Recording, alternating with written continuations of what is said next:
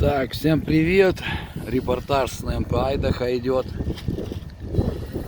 Как вы видите, вчера был сильный ветер,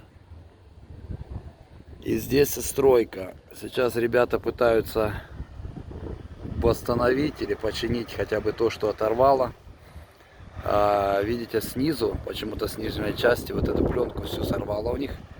На верхней части тоже так вот висит. Как говорится, придется переделывать. А вот на тех домах смотрю, что ничего не порвало. Странно. Или они успели их сделать. Вот, да, видите, эти домики. Сорвало пленку, или они ее лучше заклеили, забили. А здесь я повырывало. И всего лишь одно дерево я видел, которое свалило. Так что вот такой вот был ветер. Некоторые люди до 5 часов не спали, пока ветер не перестанет. Так что вот так вот боялись, а там какая-то еще есть другая история, но это в другой раз.